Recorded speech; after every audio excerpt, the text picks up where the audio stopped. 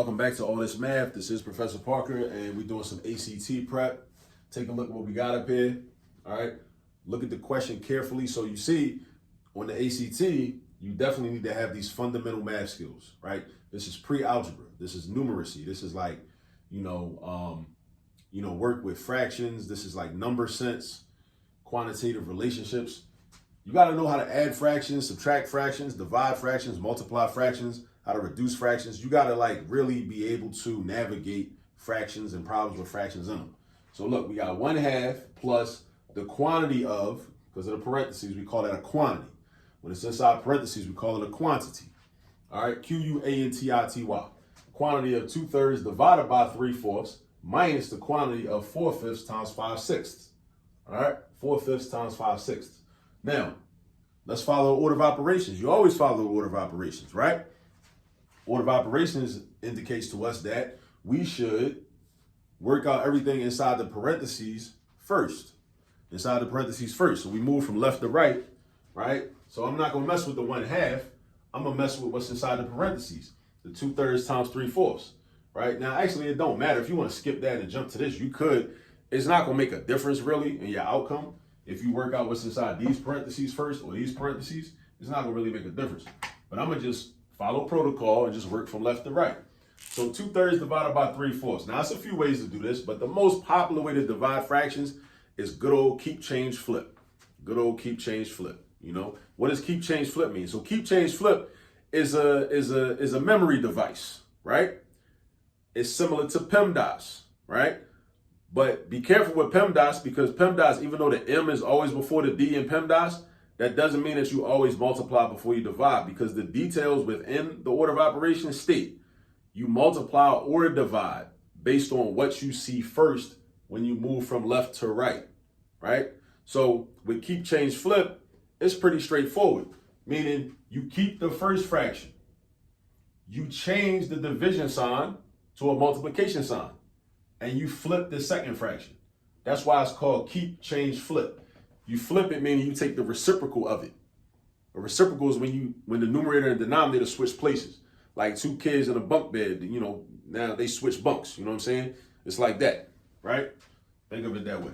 All right, so we're going to do 2/3 times 4/3. Now, this is the way I do it. Now, it's another way. There's multiple ways to divide fractions. You could find a common denominator and then just divide horizontally. You could do that. But I don't be feeling like doing that sometimes. Sometimes I do feel like doing that. Sometimes I feel like being different. You know what I'm saying? But I'm not doing that right now. So anyway, 2/3 times 4/3. Multiply straight across. We got common denominators. We don't need them though, but we got them. It's a coincidence. So multiply horizontally. 2 times 4 is 8. 3 times 3 is 9. But remember, don't get confused with addition and subtraction versus multiplication and division. Like with addition and subtraction, you don't actually add or subtract the denominators. But with multiplication, you do multiply the denominators. You do. You have to in order to get the correct answer. So don't get confused. All right. So 8/9. All of this reduces to 8/9. So now I bring the 1/2 down, plus 8/9 minus, but we got to work this out. So in here, but check me out though. I'm going to show you something called cross canceling, right? Cross canceling is when you look diagonal, right? This is one of the Malcolm X methods of mathematics, right? When we go in diagonal, right? It always makes me think of Malcolm X. So that's why I call it that. So the 5 and the 5 are the same. They have a common factor of 5. So you divide each of those numbers by 5, which simplifies. So 5 divided by 5 gives you 1. 5 divided by 5 gives you 1. So the 5s both turn into 1s. So you're making the number smaller, right? That's called cross canceling. You're canceling because you're drawing a slash through them and they become in different numbers. 4 and 6 have a common factor of 2. 4 and 6 have a common factor of 2. So that means you're going to divide each of these numbers by 2. So 4 divided by 2 is going to be 2. And 6 divided by 2 is going to be 3. So the 4 turns into a 2 because that's what you get after you divide by 2. The 6 turns into a 3 because that's what you get after you divide by 2, right? So now you multiply. Now we've cross-canceled, right? Malcolm X math, right? We've cross-canceled. Now it's time to multiply horizontally.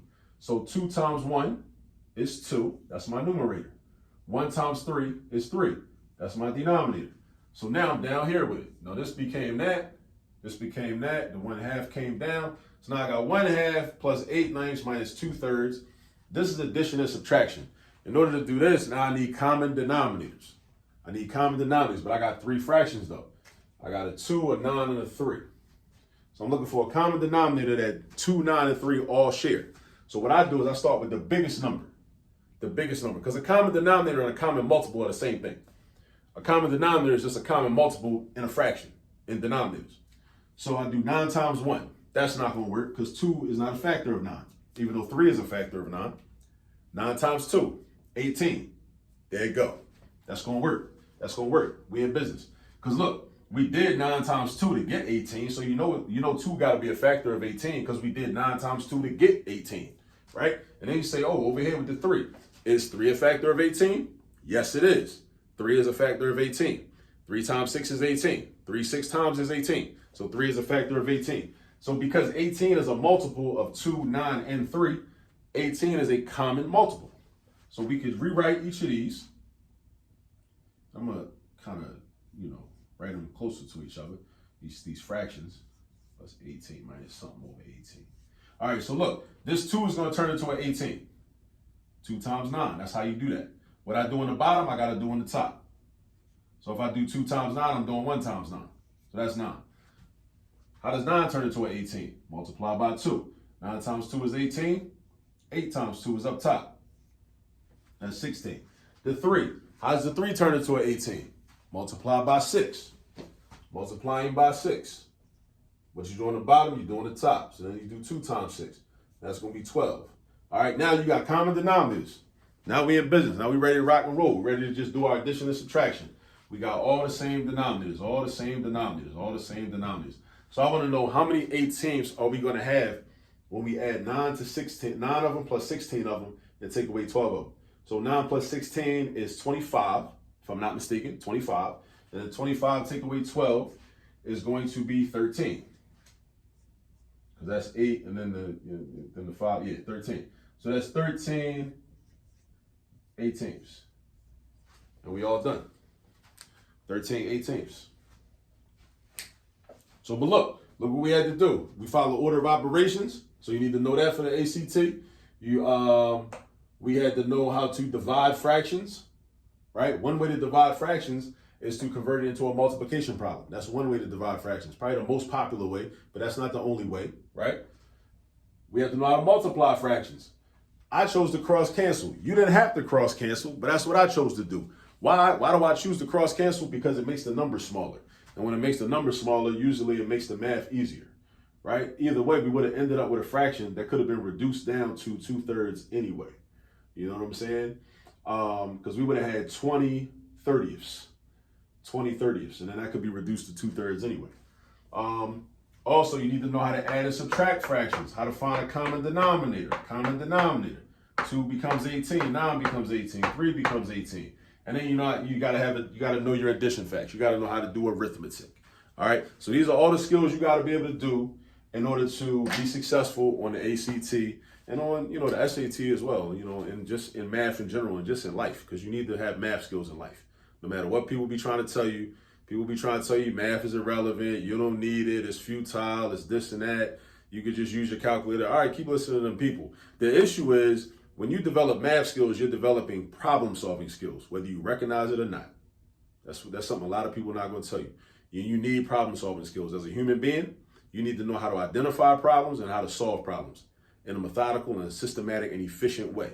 This is what math teaches you how to do, whether you realize it or not. Children mostly won't realize it, right? So it's the job of the adults to impart that wisdom onto the children and let them know, like, yo, you need to develop problem-solving skills. Because if you don't have no problem-solving skills, you're just going to have problems, and they ain't going to go nowhere, and they're going to grow and get worse. You can't just, if you ignore your problem, it's not going to go away. And then things get dark real quick for you. So, like I'm saying, learn your math, practice for your ACT. I'll see you on the next video.